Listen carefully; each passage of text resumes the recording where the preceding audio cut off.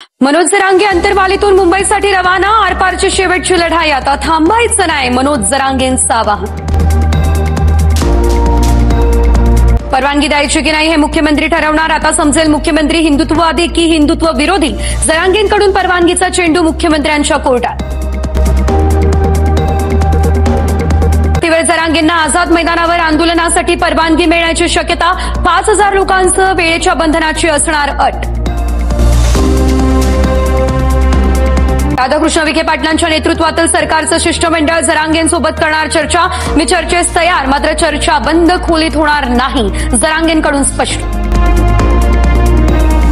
मुंबईला निघण्याआधी मनोज जरांगेंकडून बाप्पाची पूजा. आम्ही हिंदू, गणेशोत्सवाला गालबोट लागणार नाही, मनोज जरांगेंचं वक्तव्य. जरांगेंच्या मोर्चाच्या पार्श्वभूमीवर वडीगोद्री फाट्यावर मोठ्या प्रमाणात पोलीस बंदोबस्त. कायदा सुव्यवस्था राखण्यासाठी पोलिसांचा कडेकोट बंदोबस्त तैनात. राज ठाकरेंच्या घरी बाप्पाचं आगमन. उद्धव ठाकरे सह कुटुंब बाप्पाच्या दर्शनासाठी शिवतीर्थावर जाणार. संघ स्वावलंबी कुणासमोर हात पसरत नाही. संघाच्या शताब्दी वर्षानिमित्त आयोजित व्याख्यानमालेत सरसंघचालक मोहन भागवत यांचं वक्तव्य.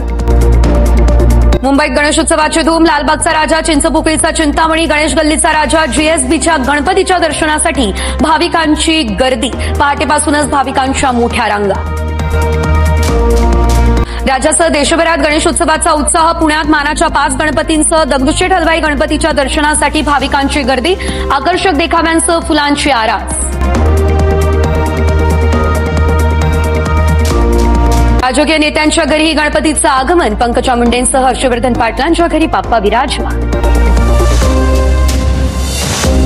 पंतप्रधान मोदींकडून गणेशोत्सवाच्या शुभेच्छा. श्रद्धा आणि भक्तीने भरलेला शुभ उत्सव सर्वांसाठी मंगलमय जाऊ, पंतप्रधान मोदींचं ट्वीट. गणेशोत्सव काळात कुठल्याही परीक्षा होणार नाही. उच्च आणि तंत्रशिक्षण विभागाकडून सूचना जारी. अमित ठाकरेंच्या मागणीला यश. अमेरिकेने भारतावर लादलेला 50% टॅरिफ लागू. कपड्यांपासून ते मासळी निर्यातीपर्यंत थेट परिणाम होणार. भारतीय उद्योग वर्तुळात चिंतेचं वातावरण. राहुल गांधींच्या मतदार अधिकार यात्रेचा आज 11वा दिवस. तामिळनाडूचे मुख्यमंत्री एम.के. स्टॅलिन यात्रेत होणार सहभागी. महाराष्ट्रासह इतर राज्यात मतचोरी झाल्याचा राहुल गांधींचा आरोप. गडचिरोलीतील भामरागड तालुक्यातील इंद्रावती नदीला पूर. भामरागडचा जिल्हा मुख्यालयाशी संपर्क तुटला. आलापल्ली भामरागड राष्ट्रीय महामार्ग वाहतुकीसाठी बंद.